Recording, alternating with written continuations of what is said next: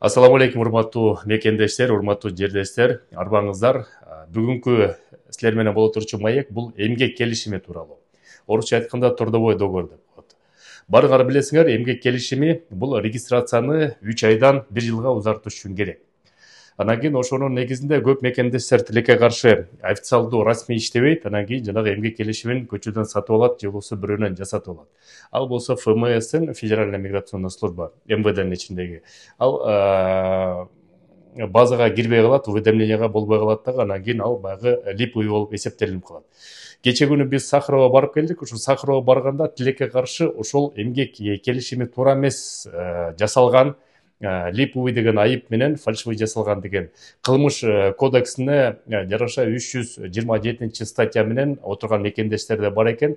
Ошол үчүн мындай фактылар бар. Ошол эмгек келишими кимдики туура эмес болсо, кимдики липовый болсо, ошону дагы баягы полиция кызматкерлери текшерип, ошонун негизинде баягы кылмыш ишин козгоп койгон учурлар да бар экен мекендештер. Ошон үчүн эмгек келишимин көчөдөн сизди полиция кызматкерлери сураганга акысы жок. Полиция кызматкерлери эмнени текшерет? Биринчи бул паспортты текшерет, экинчи миграционный картаны текшерет, үчүнчүсү болсо регистрацияны текшерет. Эмгек келишимди жаныңарга алып жүрбөңүздөр мекендештер. Аны эч ким силерди жаныңа алып жүргүлө деп мажбурлабайт, мындай мыйзам жок. Экинчиден болсо, жакшы жаңылык десем болот. Ошол Евразиялык экономикалык бирикменин өкүлдөрү, ага Кыргызстанда киребиз, Кыргызстан жарандары дагы.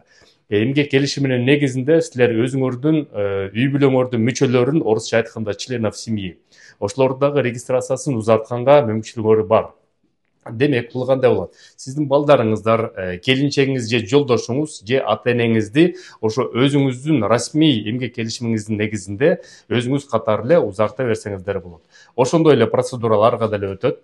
Болгондо эле ошо сиздин эмгек келишимиңиздин негизинде алар дагы 1 жылга узартат мекендештер. Ошо жакшы жаңылыктар болсо айтып турабыз мекендештер. Силер менен Кыргыз диаспора кеңеши төрагасы мен Кубанычбек Осмонбеков. Көрүшкөнчө мекендештер.